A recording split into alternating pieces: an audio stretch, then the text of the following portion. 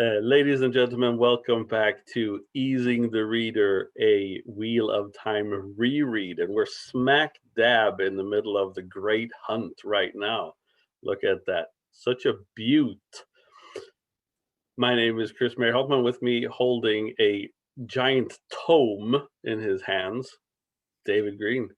Just letting you see the entire dog-eared. Is that the same? Have you had that the whole time? Is that Yeah. or how many? 20 years now, I'd say. Yeah.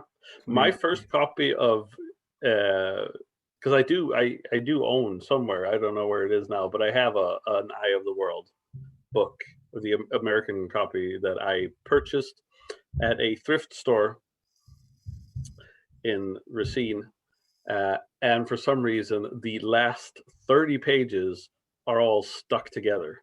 It's an exciting ending. What is up with that? Lots of things happen at the end of the Eye of the World, and it's a good payoff. We discussed it. Is it the Green Man? It could be the Green Man. It could be a bit of Forsaken action. It could be a bit of Tarwin's Gap. Could be a bit of Bowsermon Showdown. It's everything's going on at the end of that book, and not a lot of it makes sense on the first read through, but that's what we're here for. And not just us, but also Matt from the Dusty Wheel, who I think he did the best part of it. He comes in to explain the endings of the books. Yes, that is his job. That is his job. I was going to look. We are going to talk about the following 6 chapters. Sidene, the Nine Rings, Watchers, the Testing, New Friends and Old Enemies, and Kyrian. I didn't read that one. I thought we were stopping before Kyrian. Well, I remember it though. Anyway, it's fine. We can still talk about it. See, I thought we were doing Beneath the Dagger. Didn't we do Beneath the Dagger? Did we do Beneath the Dagger? I don't think. Well, I listened. I read that one too, so it doesn't. We can do Beneath the Dagger up until New Friends and Old Enemies. I think we stopped at to the White Tower last time. Could have been. Because a lot of stuff happens in Beneath the Dagger, and we definitely didn't talk about it last time. No, that is true. That is true. Do you have, before we start, do you have any news from the Wheel of Time? Not really. So the last time we were on, they had the Matt's Dagger video reveal, and the Dusty Wheel unblurred the script when they revealed it. And nothing earth-shaking, but it kind of confirmed that, there is changes in that scene. That Matt kind of just makes a beeline for the dagger in the box and goes for it instead of just like fumbling onto it and grabbing it as a weapon as he does in the book. So that was cool. Other than that, no, nothing much. I mean, we're in March now, so we're going to be back filming for the end of season 1, start of season 2 very, very shortly. So I'd say things are going to start ramping up again in terms of like casting announcements and hopefully a trailer pretty soon. Because that's the thing. I don't know if you watched it, but the video of Matt's Dagger, it didn't look like the ones we'd seen previously of Rand's sword or Tam's sword and Tom's guitar. Which very much seemed like props that were put onto like kind of a stage or a mock stage as kind of like advanced concept art. This actually looked like it was in the scene and it was all done and it was ready to be in a trailer or ready to be a part of a show. So that was pretty cool. Other than that, no, it's been quite quiet. Although Rosamund Pike won a Golden Globe. Yes, that I did see. We should mention that. Yeah. Yeah. Well, I always did like. I had a thing for Rosamund Pike since I saw her in the movie version of Doom. Oh, really? With The Rock. No, right, fair enough. I first seen her in the probably the worst Bond film, but she was good in it. Die Another Day. I didn't see that one. It's the last Pearce Brosnan one that also had Madonna. I'm very proud of not having seen a single Pearce Brosnan James Bond movie. Really, GoldenEye is brilliant. Yeah, I loved the Nintendo. Yeah, of course. The N64 game. Yeah, of course. No, the film is brilliant. It's one of the best Bond films, but it just went rapidly downhill after it. Like Pierce Brosnan is actually a really good Bond as well. He's Imagine, I loved him in Remington Steele. yeah, he's fine. It's just that it was just I don't know what it was really like. I mean, like Goldeneye is quality. I'd say it's top five Bond films easily. And then the next one, The World Is Not Enough, is actually quite good. And then The World Is Not Enough. Oh no, sorry, Tomorrow Never Dies. It's called. Sorry. And then The World Is Not Enough is kind of straying into Roger Moore territory a little bit. And then Die Another Day is just like it's awful. But the thing is with Die Another Day is it came that one came out around the time of like Born and all that kind of stuff, Yeah. which really kind of pushed the edges out a little bit of what that kind of film could be. And then you had like 58-year-old Pierce Brosnan rocking up with Halle Berry and his invisible cars in ice palaces. and, I mean, if he had gotten out of his contract, because I remember hearing that Pierce Brosnan was actually supposed to be Bond before Dalton. He was the pick he was, before Dalton, but he was yeah. in Remington Steele. Do you think would it have been different? Yeah, I mean, I actually quite like the Dalton ones. I think he was ahead of his time because you watch the kind of his portrayal of Bond. It's very much like Daniel Craig's in Casino Royale. Mm. Very, very similar. The films are not tonally different either, but it was just like again that came out. Those films came out in the mid 80s, right after the Roger Moore films, so that you had a whole generation of people growing up with basically Carry On Bond, and you had like Stallone, Schwarzenegger, Van Damme, all this kind of stuff. That was all the big action, and then you had Timothy Dalton's Bond, which was very character driven and very like internal conflict and very dark, not very funny.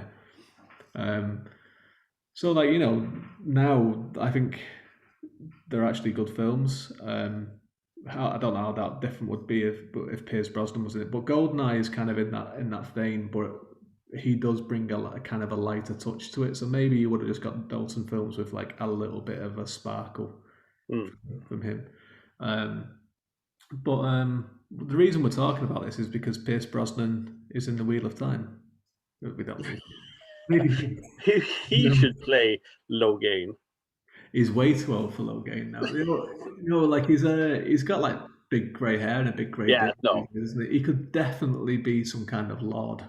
I saw him in that Eurovision movie, Yeah. which is horrible because why are Americans doing a movie about the Eurovision Song Contest? Why not? It's Why just not? because Will Ferrell's wife is Swedish. Oh, that's why. Then so there you go. Yeah, I mean, I'd love to. Like, I love Pierce Brosnan. I think he's funny. He's one of these guys as well that like he's because he's Irish. And when he was doing an advert in Ireland for a while recently, a couple of years ago, and he had like a full Irish brogue going on, which obviously he never uses when he's in No, America. And it's like, is that his real voice? Because he is Irish, and or is he just? Cause it's like I met Ian McKellen once, and Ian McKellen is from Wigan in England, yeah, which is in Greater Manchester, it's in Lancashire. So he doesn't sound, so their accent is just a bit rougher than mine. They'll talk a bit like this, and they won't say water, they'll say water. And not like this, right? And that's how they kind of talk in that part. And obviously, Ian McKellen is like, I'm going Frodo, and all this kind of stuff. yeah. And it was just after Lord of the Rings had come out, and he came to open reopen these gardens in Wigan. So I went down there with all these old people. And I was like, I'm gonna go see Ian McKellen. And he was just like had a real strong Wigan accent as his normal voice. Like and I've heard Patrick Stewart being interviewed by um, what was the name of the guy did all the interviews? Famous fella from the UK. He was from Yorkshire. Um, he did like Oh, Parkinson. Parkinson, yeah, Parkinson. So he's from the same place as Patrick Stewart originally. But obviously, like Patrick Stewart and Ian McKellen, they went off to study theatre and they learned Shakespearean English, and this is how they enunciate and use their voices. And but he was talking to Parkinson anyway, and normal accent just slipped out, and he was just like full Yorkshire thing. It's like when Sting will when he speaks with his normal British accent, it's also kind of like working. Isn't he from? He's from Newcastle. Yeah, Yeah, isn't he? he's a Geordie. Yeah, yeah. Same place as Paul Gascoigne Yeah, I don't. and Anton Deck. Well, yeah, but Brosnan anyway. Like, I could definitely see him as in Wheel of Time. Like, he would be like a Kaharian lord or something. Just fuck. Because there's a bit later on in the books where they spend quite a lot of time with it as what something that is introduced a little bit in this book. The game of houses, dice de mer. There's quite a bit of a focus on that later on in the series, and he could definitely be one of the lords involved. I'd love to see it. I think it'd be Yeah, great. That's what that's what I'm really excited about with the TV show. Actually, I'm just excited about the stunt casting that they do, the stunt cameos that they get in for like one or two episodes, like just who they get. yeah, no, but that was fun with Game of Thrones. Yeah, Yeah, that they would have they bring in these. Ian McShane. Yeah, Yeah, well, I mean, Tobias Menzies was in it. What was it like? A couple episodes, like in one season, and then like the final season. he was. Yeah, yeah. But then they got like Ian McShane in for like one episode, and he Yeah, knocked out of the park because he's a great actor. and Uh, Ed Sheeran, not so much. Not so much Ed Sheeran, yeah. Let's not mention Ed Sheeran.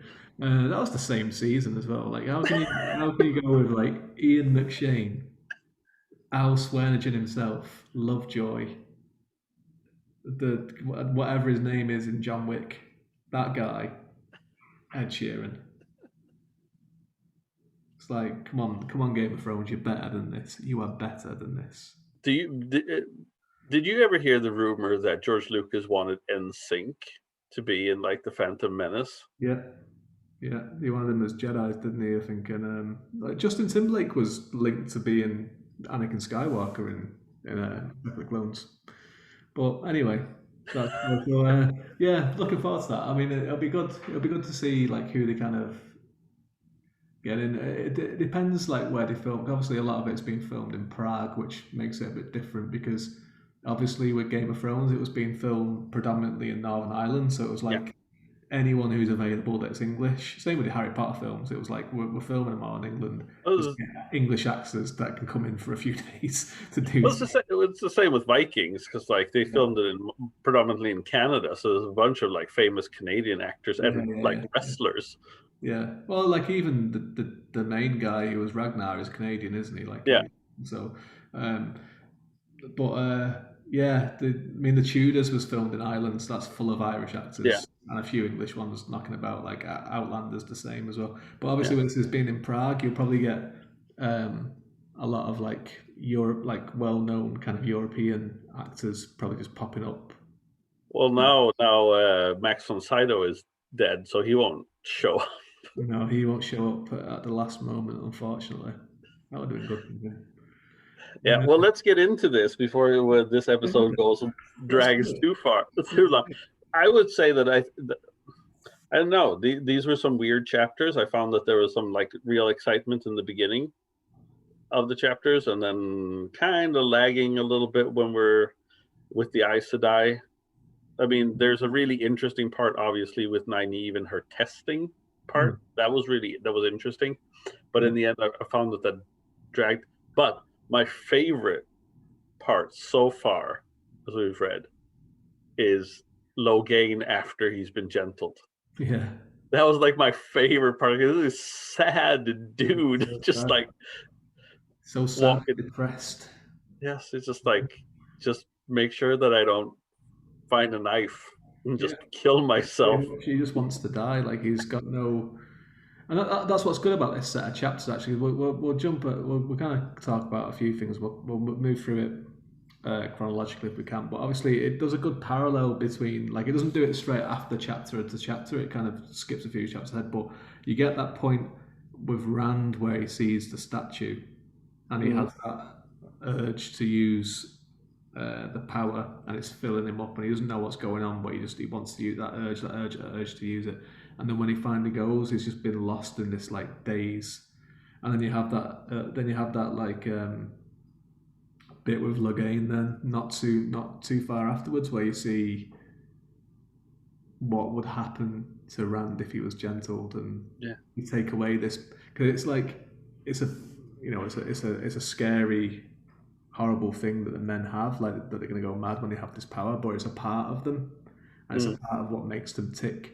And when you take that out of them, it's almost like lobotomizing them. Yeah, that's kind of what it felt like, because when they first introduced him and then they didn't present him as Logain to begin with, you kind of understood that that was what had happened. He'd been Gentle, exorcised. yeah, gentled is what they call it. Like it's funny because like it kind of like gentled as a word when they were using it, it kind of reminds me a bit of gelded. Mm, Obviously with a man, and that's like the kind of thing is like you're gonna take the testicles away and just that's what you're gonna do. That's what you do with a horse, like whatever. That's kind of the same kind of word that he's kind of using with this, but it's not. He doesn't really go in that direction with it. It's more. It is definitely more of like a lobotomization. yeah, Uh, that's what I get. they lose a part of themselves, which is yeah, which is it's not nice. No. It's not nice at all. But yeah, so we start. I mean, we started the first chapter like we think is the first chapter we're talking about. No, we'll definitely the beneath the dagger. Beneath the daggers. That's a really it's a really fun chapter, that one, actually, because you know what's really interesting about this chapter is that it's obviously the book is called The Great Hunt, Mm-hmm. and the inciting incident of the Great Hunt is the horn and the Yeah, dagger. the stealing of the horn, yeah, and the And dagger. not even halfway through the book, and Rand has got them back. Yeah, it was because it happens. I mean, correct me if I'm wrong, because it's been a while since I read this part, but we see it a little bit from the bad guy's perspective, right? Like the dagger's gone, like everything is gone, Yeah, and Palin Fane is just like, what the hell's going on, dude, guys? I mean, yeah. do He's people just walk in and steal our crap? yeah, exactly, yeah. And he's really kind of you get a little bit of insight into him, like how he doesn't actually really. He actually says at this point, like he doesn't want to be a dog anymore. He doesn't want this urge to follow them, but he has to. He can't fight it. But it's interesting that when he uses the void, that Mm-hmm. it seems to hide him from Dark Friends, Dark Spawn, And it's not, Spawn even, and Fane as well. Fane can't see him. yeah, it's kind of like the ring.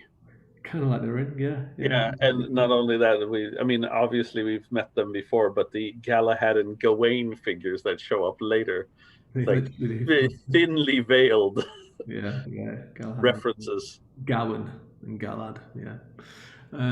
But yeah, so it's a fun chat. I mean, it always made me laugh. I mean, there's twists and turns to come. There's no spoilers to say that, but I like how he just like gets the horn back, and he Yeah, gets the dagger, and he's like, well, what do we do now? and then yeah, it's kind of like anticlimactic in a lot of ways.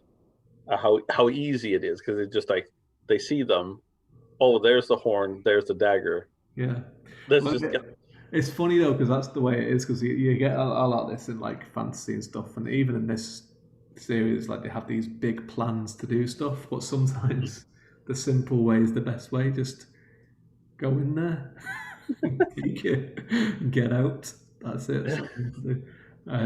So yeah, so we have that chapter, and then we spend a bit of time with Rand. The first kind of three chapters that we're yeah, going to talk about are Rand orientated. So then it's like there's a lot of um, tension between him and Selene. yeah. Selene, because she wants him to. Obviously, she's, as we detailed last episode, is very interested in the horn, She just for a really lack of a better word.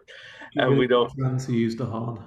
Yeah, and then that creates a tension between them so much that feels like that's kind of like the reason why she just decides to leave in the end. Mm. It's just like this. I'm not getting anywhere here. I'm not getting any horn She's not from this guy. getting it. No. So like they're going through the countryside towards Karine because they're like we'll go there. We'll be safe from the Shadow Spawn and Fane, and the others might catch up with us there. Yeah, and I think that's Rand's idea, isn't it? That Ingtar will find them if they're in Karine. Yeah, because like they're in that area because like Corinne's like saying the trail went through here and all this kind of stuff. Like what in the future, so they're ahead of them now. That's what they think anyway.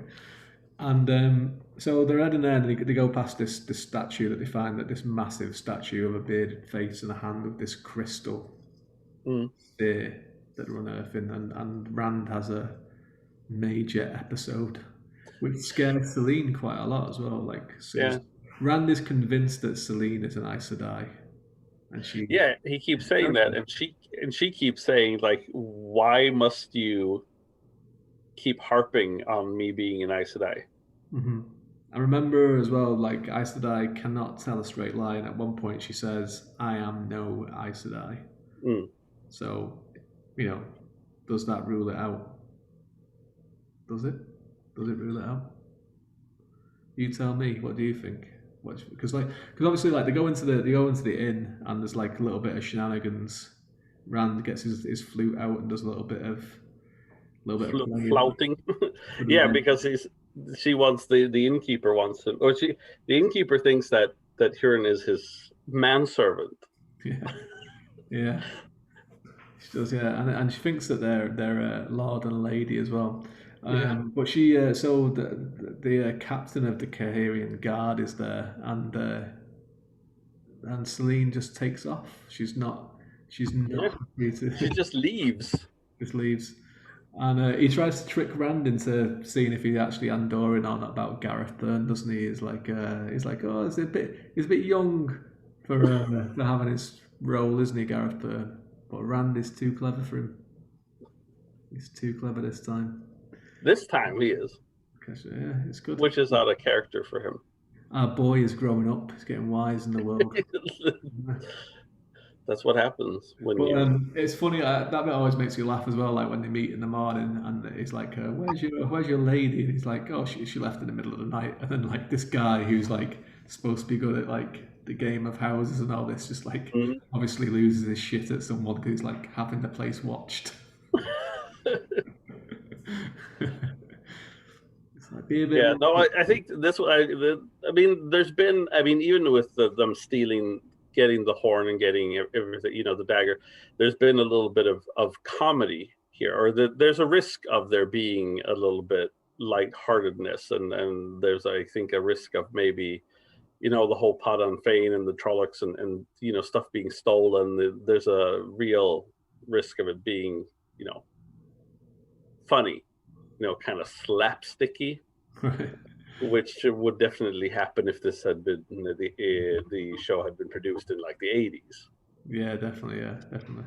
They'll just they'll ramp up some of the kind of peril from it, I think, because it is a bit. It's very high fantasy. This bit, I think, this whole kind of like hero gets what he wants kind of thing, and it's all kind of easy. I mean, a good part, I think, where they'll do that is the statue, because I think they'll really kind of dial into that and the dilemma of what it actually is. I wonder if they'll reveal what it actually is at that point, because I mean, you don't know what it is yet. No. But you do find out what it is, and I wonder if they'll have something like a flashback or something that'll explain what it is, just to kind of show how dangerous it is for Rand to be there at that time. Because obviously Selene knows what it is, because she's like, because Rand says, "I'm sorry if it frightened you," and she was like, "It terrified me," and she almost goes to say like what would happen, and she stops. She obviously knows a lot more what's going on. Yeah, that's the thing. I mean, I don't think that she's Aes Sedai. I don't. I think that she's something else. You thought she was the devil last time. You still think she's the devil? I think no. I think yeah. Well, I drew parallels with Satan. Yes, I might have done so. Yeah. But I think I know. I think that she's still like a bit of temptress or something like that. Okay. No, Rand definitely does like her. She has that little. She's trying to seduce him as well. She is trying to.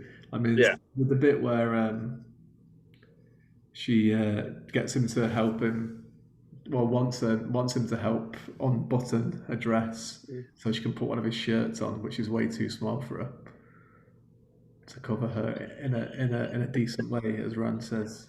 Well, I find the innkeeper kind of funny when she says that because she's obviously she does feel the tension between them, and she says it's like, well, if you go knock on her door, she'll still let you in.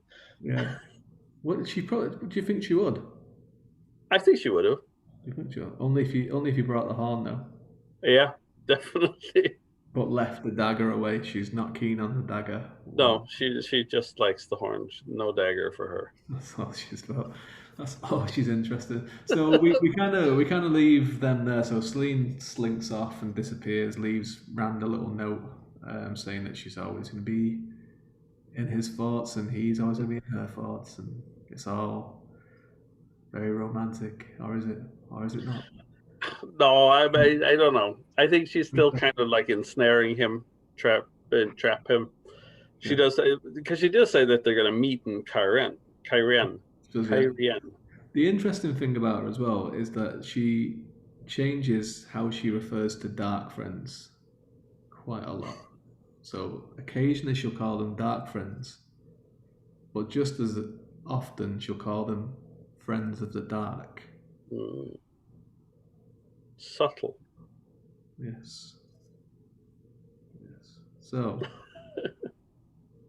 I will see. I mean, it'll be interesting. It's an intriguing part. I think she's intriguing. and then Robert Jordan does a nice little trick where Rand says a line, "Nothing is going the way that I thought it was or would do," and then it switches POV. The next chapter's to Moraine. We're checking Moraine, and she says the same thing.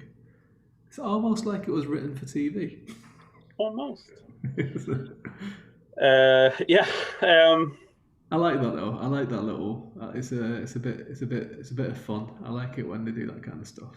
Yeah, no, it is. It does give that extra little. That was something that I was thinking about myself today. Those like when kind of like creating, writing, I was just like kind of all those like little subtleties that you put in to a story yourself. Yeah. And sometimes you go somewhere where like it really just kind of clicks and you didn't mean it to do so. It's just like, wow, did I write that? And sometimes you just realize that you stole it from somewhere else. That's why it sounds so good. Yeah. That's always a good thing to do. Stealing from other places is okay as long as no one notices. Well, as long as your beta reader doesn't notice Or the publisher. that you stole it from them, right? No, he stole the stuff from me. Yeah. Well, didn't you beta read his stuff too? So what happened with that was he beta read the initial chapters. Oh, actually, the whole initial first draft of In Solitude Shadow, which is my fantasy series coming out, and then I was reading for a publisher for an anthology call, and I saw his work with his name on it, on my beta reader's name. I was like, oh, cool. So I read it, and his main character was the same name as my main character, and he hadn't even noticed that he'd done it. Like, I said it to him, and he was like, man, I knew it felt so familiar somehow, but I thought I'd just come up with it myself, and I was like, this is a great name. Well, as long as it was one thing when it's if it's an exclusive name that like kind of you created, It was, yeah, it was. It's so it wasn't like Paul. no, it was. It's called Arlo. So it was like he didn't mean to do it. Like it was just because he'd been reading it and he'd obviously liked the name and it's kind of and he started writing something and he was like, "Well, this is a good name," and he didn't just didn't realize that it was like it was one of those things. We didn't change the name in his one though. It got accepted and it's going to be published at some point, I think, and there'll be two Arlos in the world. Yeah. That, Well, Arlo isn't. I mean, it's not a. I want to say that there used to be like a comic strip where one of the characters' name was Arlo. I think it's like an old American kind of like there was mice and men style kind of name. oh yeah, it came from actually it was so I kind of stole it myself in a way. It was one of the Assassin's Creed Unity. Mm. The main character, the one set in France during the Revolution. The main character is called Arno. Okay. So I was like, I like the sound of that, but I'll change something about it. And I was like, L for an N. That's Well, Arlo, I was thinking Arlo Guthrie, my who's word. an American folk singer. Oh, was he? Yeah. Yeah, it was Woody Guthrie's son. Oh yeah, yeah. So there you go. So that's what it was anyway. But yeah, so it happens. Like if you Yeah, read something, it happens sometimes. It just sticks in your head, and um, if it resonates with you in a certain way, you're gonna use it. absolutely, So. But yeah, absolutely. so we go into the little Moraine chapter. So she's kind of like hunting for information about concerns or theories that she may have about what's going on with Rand and the dragon, the prophecies of the dragon. Yeah, Yeah, there's a lot of talk about the dragon and prophecies, and there's a lot of what feels like political intrigue yeah, here in these few chapters where the women are more predominant.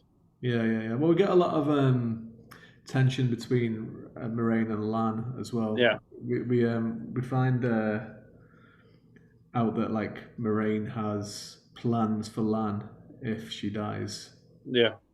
because Warders and Lan in particular would not take well to the Aes Sedai dying. So she has plans to kind of which he's not thrilled about, should we say? Well, he's not a very thrilled man Not a lot, overall. not a lot of the time. But she's kind of quizzing him about like why he's been helping Yeah, um, Rand and why, and she kind of suspects it's because of Nynaeve, but she doesn't quite say that to Lan, and lets Lan go off, and he goes off in a huff, and then she does a little bit of digging. There's a lot of like nice kind of like wordplay going on here because like you've got the Aes Sedai who she goes to visit is like, well, why are you asking about this? And like she can't outright lie about it, so she has to kind no, of like twist things a little bit. And she's like, well, because at one point she says like, has the dragon been? Do you know where the dragon is? Is it where he was reborn? Is he here? And she's like, the Amberlin. I can assure you, the Amberlin knows as much as I do. Which is like good answer. hmm Good answer. yeah. No, and then, but I actually found the Nynaeve, and even if I said that these dragged a little bit, and I find that they kind of like melded together Yeah, in like one long sequence. I did find that the what comes next, which is kind of like the testing of Nynaeve, and even like her relationship to Egwene is very interesting. mm. Um, Well, and it's an interesting aspect of how the magic, how like the testing works. Yeah. yeah, Well, I mean, before that, like Moraine's attacked by a Drakkar as well. Don't forget about that. I did forget about that You actually. forgot about that. I Yeah, did forget. she goes out of the house, doesn't she? After she's been talking to the thing, and then like some Drakkar just lands behind her and almost kills her. Then Lan and the other warder run in they hit it, but they don't kill it, and they're kind of caught under its spell a little bit as well. And then, I thought they were just weren't they just supposed to be spies? no, no, They talk about that in the Eye of the World that they were kind of like not that they were harmless, yeah, but yeah, yeah. They kind of change a little bit in this one. So like, what they're able to do now is like they land. They're able to kind of like still. They're kind of like sirens. So mhm, they'll sing at you and like do it's like a croon, and it kind of drains if they kiss you. It's like so it's kind of like almost like a mix between a siren and a dementor from Harry Potter. like a harpy, isn't that what like a harpy Yeah, is? yeah, kind of like that. So they'll sing at you and like kind of like hypnotize you, and then they'll kind of just drain you of all your life source, basically, Kind of like Craig David. kind of like Craig David, yeah, a lot like him. Um, and yeah, so that happens, but like they end up killing it, and then Moraine's like, "We gotta leave because people are out to kill us." That's what she says. This is bitches be crazy. She's just like, "Listen, I'm just out of here because like they're either trying to kill you or they're trying to kill me, and it's best if I get out of here one way or the other with Lan." Yeah, Obviously. So they go away, and then we go to Nynaeve's testing, which is yeah, a very kind of it's very trippy. yeah. And she's naked. She did it's what they do, yeah. So Yeah, this is the big difference, like a big difference between Eye of the World and the rest of the series is that um, this kind of thing is ramped up quite a lot. Like there's not really any of it in the Eye of the World. no, no. And that's when they're talking about when they've been adapting it. They're saying that like they want to adapt the series and not just the book as individual books. So it's like it will get kind of updated. And this is one of the funny things where like where you see a lot of people talking about like the rating of what a TV show will be, and like it's PG-13. That's how it was written, and it's like really. Well, I mean, I guess you could say that it's written. I mean, if you're going to say that it's written PG-13, it's definitely if you want to read it that way. If you want to read it PG-13, then you can because Yeah. obviously there's they talk about her being naked, or at least here if we're going to just focus on this part, but there's like really no description of what she looks like naked. Yeah, so it's like a different approach to George Martin. Yes, or even Joe Abercrombie, because I mean if this was Yeah. say like we because the first time we ever talked, we talked about Best Served Cold, Mm. which has a lot more of, I mean, she's naked a lot of the times, Yeah. the main character, and even if it's not explicitly uh like described of what her body looks like, there's definitely a hint of sexuality in it Yeah, yeah, yeah. that you can, as a reader, you can kind of feel the eroticism in it in the way that Abercrombie describes it without being too graphic. But Mhm. here it's kind of like it's still very chaste. So if you're Yeah. going into these series not thinking like and you're reading it and she's naked, you maybe see it from, you know, the Yeah, collarbones up. it's kind of like it's mentioned, but it's not zoned in on. So it's like, but it's there. Like it's just not, and it's an important aspect of the scene because obviously Mm, the Ice Die say like we strip you down and you go in as just you, and that's part of the thing. So it's like it's an important part of it. So like if you're going to adapt it, it has to be kind of like yeah, that to get the spirit of it. So that's why like people kind of don't focus on it when they're reading it sometimes, and even with the violence and everything that's in it, because like there is some very oh violent, yeah, but it doesn't dwell on it. It's just like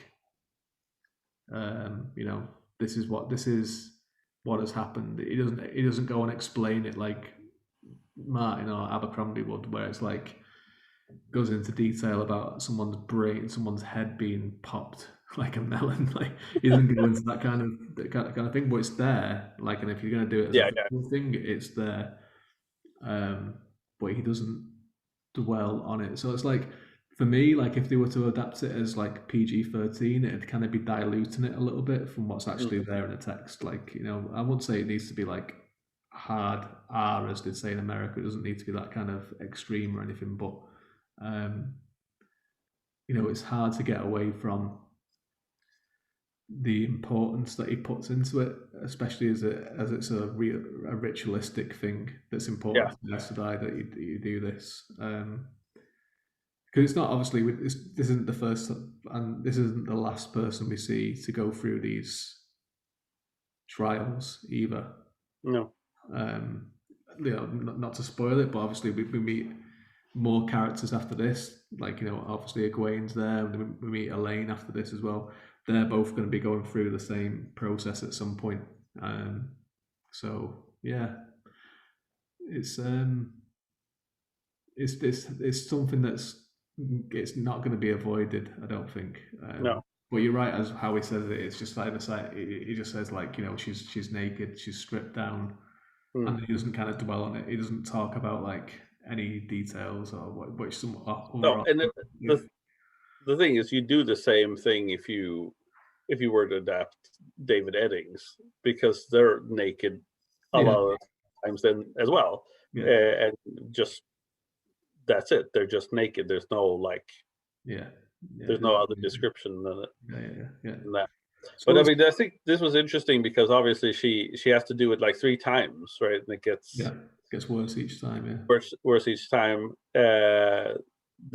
Is it the first time she goes back to her to Two Rivers, yeah. and she has found that she's been replaced by a different wisdom, and this wisdom is just like, yeah, the mayor's dead. Oh no, sorry. The first one. Sorry, she goes through and she's in a maze, and Agenor is Oh yes, the keeping her. Forsaken. Yeah, Yeah. she battles the Forsaken. And she's told that she can't channel when she's inside the rings, but she does, Yeah, which and also that she's not supposed to remember it, right? she's There's not supposed to remember any of it now. Um, but the Aes Sedai, which comes through, and Sheriam is like, you shouldn't have been able to have done that, and like yeah. they kind of say that they could feel that she did it because something kind of went weird. So it's like, is it because that's just because Nynaeve is so powerful, or is there something else going on?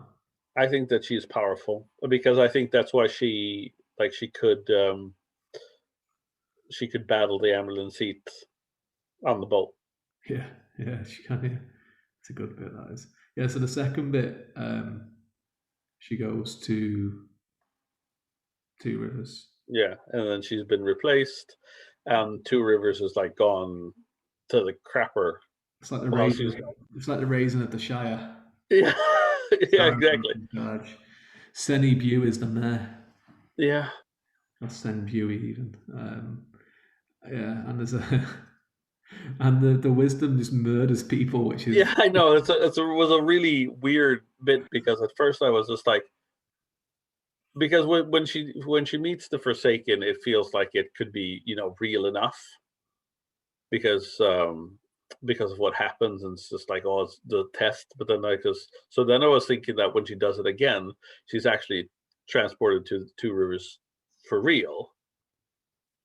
But then it's just like, it's just too crazy, too many weird things are going on, and it well, just becomes too absurd. it's her fears, isn't it? So she has to let Yeah, go of her fears. So it's like her ego, I suppose, because she has got an ego. It's why she's a good character. She's very like well developed. So like the first bit is like her fear of the Forsaken and having to face them again. Then the second one is like also a fear, but it's more of an ego where it's like her as the wisdom was making everything better, and then mm, she goes back and they've replaced her with someone that's like no, people would call her a bully and stuff. People were calling her a bully when she was the wisdom, and she didn't think she was. She thought she was very justified and everything. But she's gone back and she's been replaced in her mind by an actual, real yeah, monster that people would kind of think that she was. And everything is like gone terrible there because she's yeah. not gone back when she promised that she would. And then obviously the third one then is That's the saddest one of all, yeah, where this she is like meets a fierce and a land, yeah. and it's kind of like the would you say it's the life that she never had, or she could have had. Well, it's like the future, isn't it? So it's kind of like this is the future that you could have Yeah, if you don't become an Aes Sedai, and if you help Lan And she has 3 kids, yeah, if you help land. with names and stuff like that. Yeah, yeah, and she remembers their life together when she's there, doesn't she? She starts to come back. Yeah. No, and that I think is a very powerful. That's a very powerful part of that whole testing, I think. Yeah. Um, Well, then she misses the archway to go back. yeah, Well, then she channels it herself to come back as well, which it's is just crazy powerful. way out of order. It's not allowed. You can't do this. But it's a really good chapter. It's a really great, and this is like one of the strengths of this book that you have the multiple POVs, and it's great to kind of spend a bit more time with Mm, someone like Nynaeve because when I first read the first few times where I read Wheel of Time up until like what books had been released, I was only quite a young man, like, and I was never liked Nynaeve. I was always like, she's just doesn't want people to have fun. She's moaning all the time. She nags people. She's like a hypocrite. Um, all this kind of stuff. And then, like, as I was getting older and reading it, it's more my view of her changes a lot. She's the one that's the character that I've changed my view on completely to the point where she's one of my favourite ones, and I completely see her vulnerabilities as part of a character and how she overcomes them. And the way she was trying to hide them at the start of the series through like anger and mm. confidence and ego and everything. I just wonder like if the Eye of the World was written differently, if there was a few more PO. I know we do get in the Neve POV in it, but it's like it's only just like a little snippet. But if we got to spend a bit more time with her and Egwene and everything, if it would improve the book. Mm. And It could be. if you'd have a different view of those characters as well, because I think they're both like Egwene and Nynaeve are quite polarizing characters with a lot of people. Um, but then speaking Well, of, yeah. Speaking of Nynaeve, we get some. Of Egwene. We get some Egwene action as well, we do. and we get some hunky dudes with their shirts off It's all going on running. in this chapter, isn't it? It's Yeah, I know. everywhere. There's a lot. It's all about men. Like Rand dominates this chapter without even being in it as well, which Yeah. it's a bit it's a bit. I don't think it'd fly these days, to be honest with you, because like in this chapter, I mean, you have a bit like Egwene is meeting Elaine, and they're all meeting Min together and all this kind of stuff, but it's all kind of told through a lens of how do you feel about Rand? Yeah. How do you know Rand? Oh, Rand's been getting around. Like he seems to know a lot of women, and it's like, you know, yeah, bring Rand up. It's natural to bring him up, but don't let him be the driving force of the relationship. But wondering if like Robert Jordan was thinking like, now I've done what 3 chapters and Rand hasn't been in it, so I think they need to talk about where it's kind of like this whole thing about where Homer Simpson when he plays Pookie, no Poochie. Poochie, where's Poochie? Yeah, where's Poochie? Everybody should be asking where's Poochie. I think with this as well. I mean, it might be that, but I think also it's one of those things where it's like,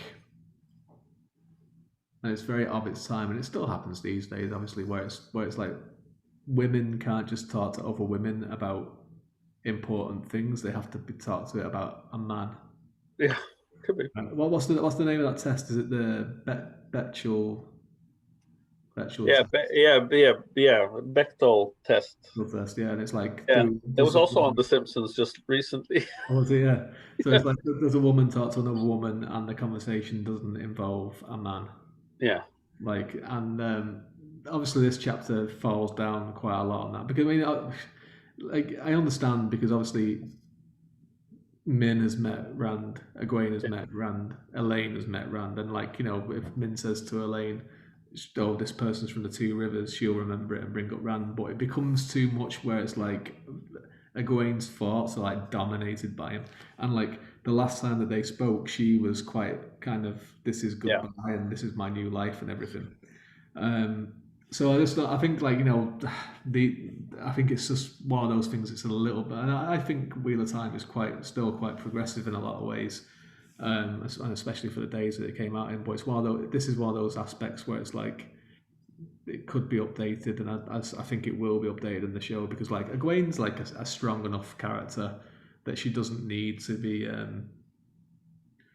like pining and No, jealous. I think that was when I first, you first introduced to her, that I always figured that that's her role. Like Yeah, her role is to be the love interest, whether it is somebody that Rand will end up with or yeah, not. It's like some kind of love interest that propels that kind of story through jealousy or whatever. mhm. So it's nice. It would be nice to see her kind of get her own role. And it is interesting you mentioned Min, and it's like all these characters that show up that have like these special abilities, like the Sniffer that nobody understands, and then Min who can read auras. Yeah, Perrin as well, the Wolf Yeah, Brother. So yeah, Min is like she's in the first book, obviously yeah. in one scene, well, a couple of scenes, and she's very much like a plot device there, just to kind of say something. But she gets a lot more development here. Now in the TV series, it sounds like she's going to be appearing in Faldara, Mhm. which makes me think that um, she'll be kind of traveling with them all to Tarvalon and everything afterwards. Um, so like she might get a kind of an expanded role, but she yeah, so she can see like it's kind of foretelling, I suppose, isn't it? It's like images around Yeah. someone that's going to around the lane she sees.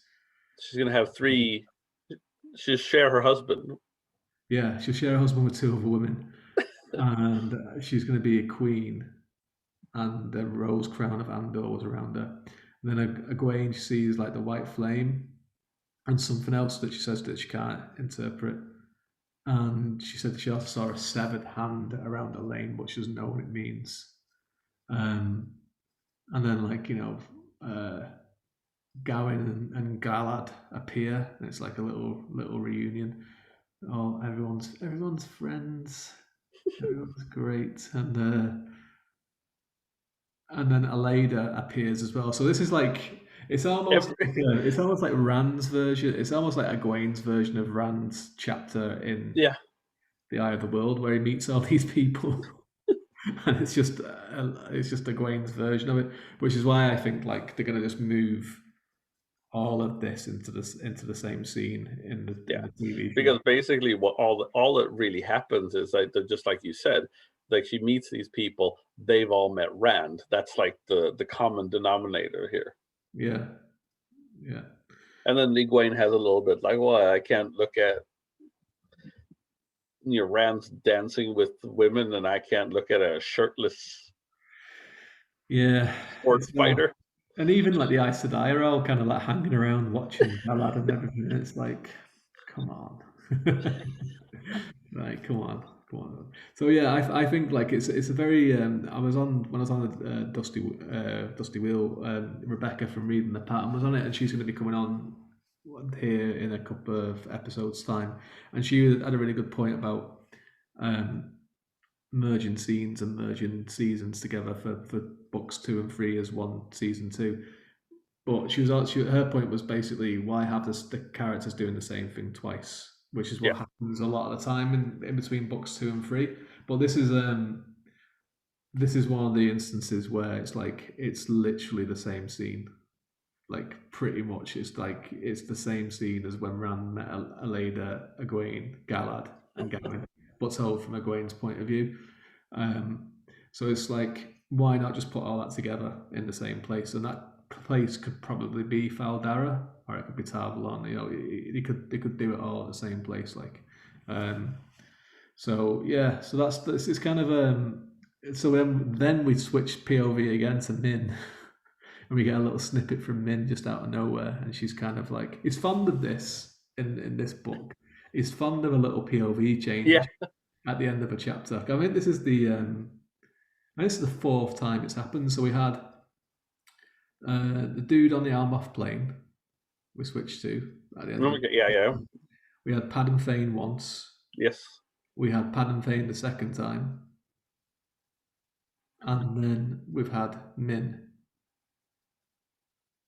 I do like Padan Fane's point of view because he's such an anti-character. He's just like, But he's done that twice. Like there's two times yeah, now. He's just broke to Padam Thane's POV for like the last paragraph of a yeah, chapter. So and he I don't think he did it at all in the Eye of the World. no, And now he's done it 4 times already, and we're just under halfway through. So yeah, so Min kind of like says like Egwene Moraine made me come here because like she wants them basically to be using her as a spy, mm. basically, and that she's falling in love with Rand, isn't she? With Moraine or No, Min is Min. yeah, Says it, yeah, she's falling in love with Rand. So they're all falling in love with Rand. everyone they love him. Yeah, Let's count. Let's count how many people so far. So we've got Elsie Grinwell, yeah, so yeah. Egwene. Which we were talking about that he might do something with her, and if she was in the show, they'd sneak off and do something. Maybe she's mentioned in this very chapter as well, isn't she? Egwene quite jealous about it. So Egwene obviously was one of them. Who else have we had? Min, Yeah. Lane, Selene. Well, is Selene interested in him though? So she is. I think she is interested in him, all right, isn't she? She's Well, I know she's what she's interested in. there's more to it than just the horn of the Valir, or as you like to call it, the horn, and just leaving it as that. I think from now on, if we're going to mention it, we're going to have to just give it its full name, just to get your mind out of the gutter. I wasn't the what I. Yeah, no, I don't. In America, we don't have that reference. Well, you're not in America, are you? No, I'm in Sweden. We don't have that reference there either. But you understand it. I understand. Well, once when you reacted to it the first time, yes, but I didn't see that. I mean, The horn? I thought you meant mind in the gutter. You don't have that reference in America? to get the horn or the mind in the gutter. The horn? Uh, not in my parts, at least. We say something completely different. If anyone's listening or watching, as this one will also be on YouTube, you can see our beautiful, bald, bearded faces.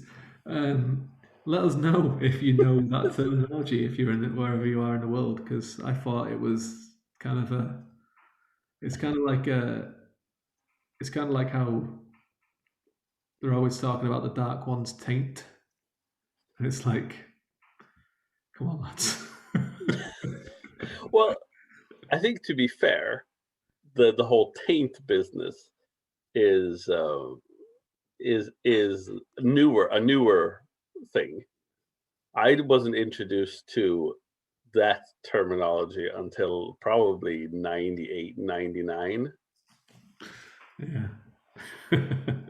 when people started saying it. So I don't know. There's a YouTuber called Nablis who is that's probably every video that I've seen of his or every appearance that I've seen him do, he brings up the Dark One's taint. He yeah, but He's had an obsession. my mate Matt MJ Reynolds, he was a finalist in the parody challenge for the Dusty Wheel. He's reading through with us, and he he also finds the Dark One's taint very funny.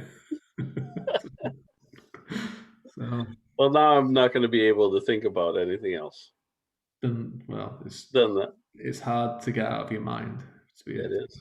the Dark One's taint. So Well, that was the 6 chapters. yeah, I think we'll wait and do Kyrian next time. But yeah, some stuff happens there too. Some stuff does happen there.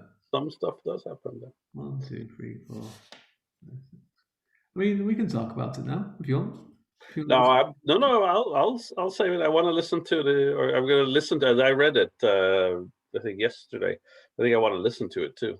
It's probably a good place to leave it anyway now because like we had it seems to have gone that point where at the end of every episode at the moment for this book we end on a Egwene chapter, which is try to keep it that way. Yeah, why not? It's probably one of the things for this season. So yeah, that was it. So How are you enjoying the Great Hunt so far? How's it I compared to Wheel of Time? I'm To Five Books? definitely enjoying it a lot more. A lot, and I think it's a book that is more fun. It's got filled with a lot more intrigue and more interesting. Even though I find, I guess, that the hunt for that the Rand part of it all, like the hunt for the Horn of Valir and the dagger, that it's just this very weird premise for like the entire book for a book of this length. Yeah. So just kind of There's twists and turns to come, so don't. yeah, I hope so because I'm like so what because I mean even in Eye of the World it was just like yeah we've got to leave because Trollocs are here. And Mm. then it's like that was the starting point of that. So I'm wondering, like the next book, what do they have to get next time? Why Yeah, do they have well, to go somewhere? they do that in the third book with something else, but they do it in quite a different way, and it's the last time that it happens as well. Okay, because I was talking to students today who are doing a presentation of fantasy literature tomorrow, an oral presentation, and they were asking me uh, if the Gilgamesh epic is the first fantasy story, and I said no, because obviously you've already said that William Morris, Would Beyond the World, is the first fantasy story ever written, which was written like 1898. So how can the Gilgamesh epic that was written before Christ be the first fantasy story? But it does borrow obviously heavily. I mean, fantasy overall borrows from the great epics in the whole like the hero and the definitely when you talk about the Odyssey about like the traveling, the Yeah, journey, like the yeah, yeah, yeah. quest. Yeah.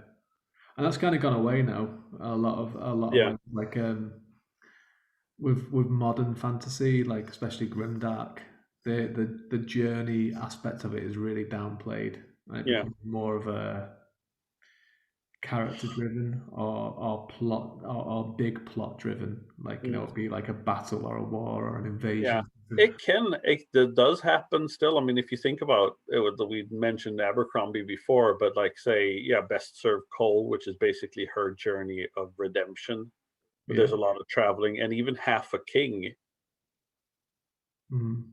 Yeah, Half King was like more, like, wasn't as quite grimdark, was it? It was kind No, of it's more like, traditional, definitely. yeah, it was kind of like a young adult grimdark. Yeah, I liked it. Yeah, I liked it too. But Yeah, like even the first one, like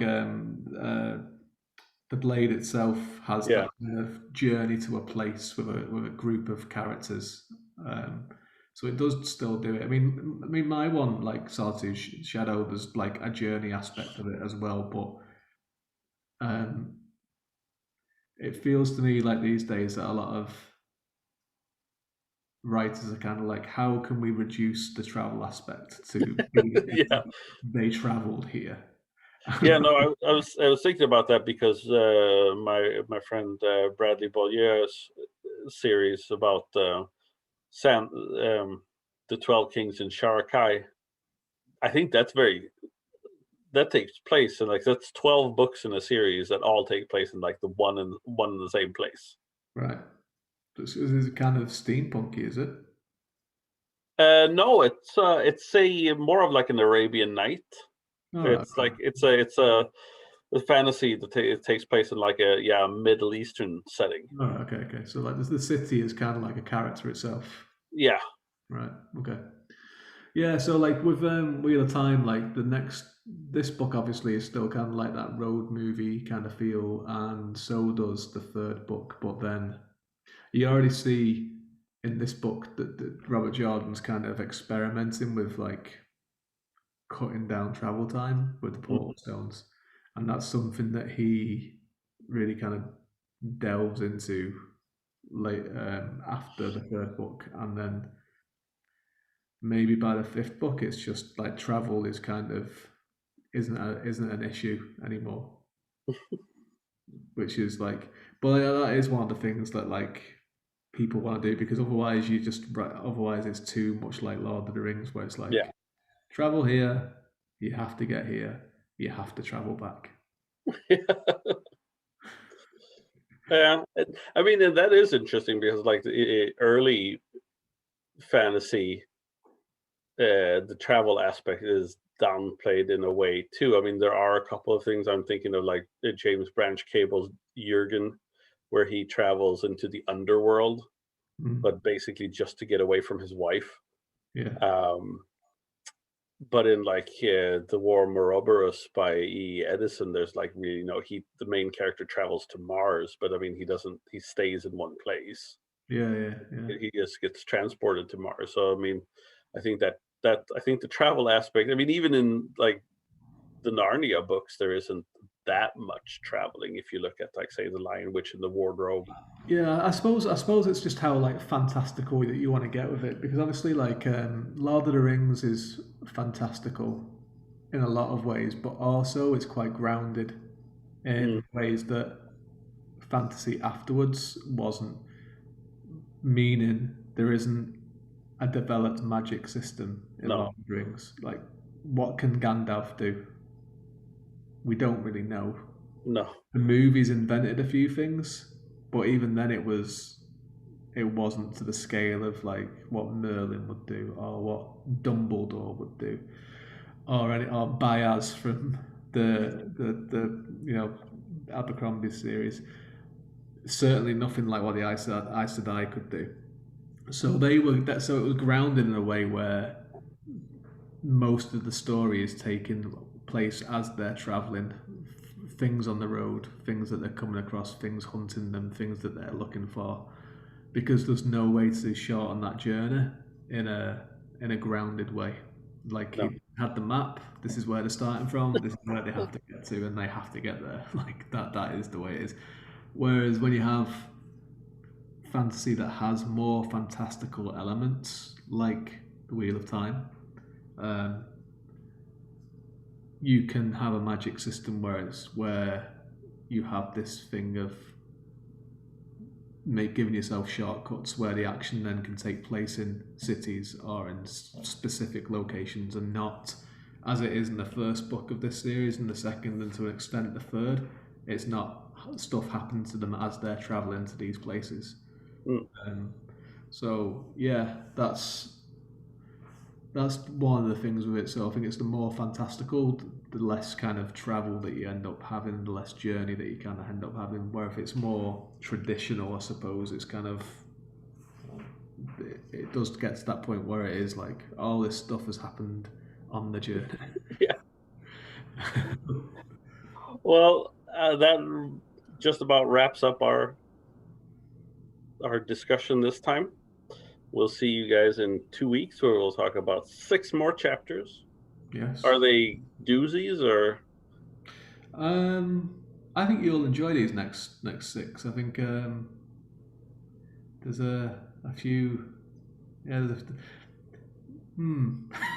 I do since I've read the chapter after. I do know who returns.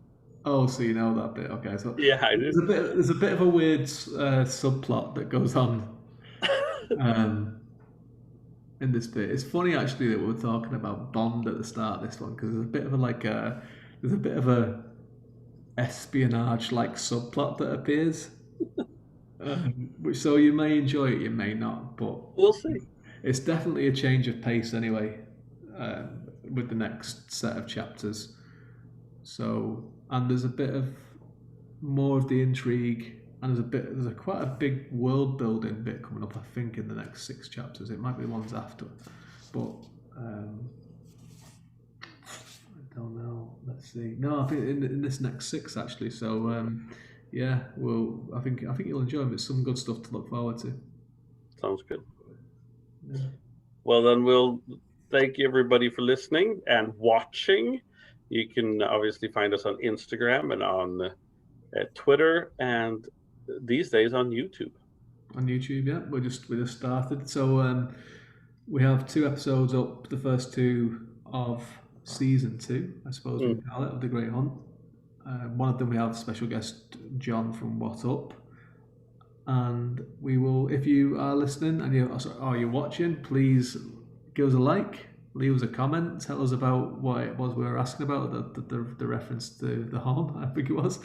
And subscribe to us as well. Please subscribe to us, because then you'll get the new episodes.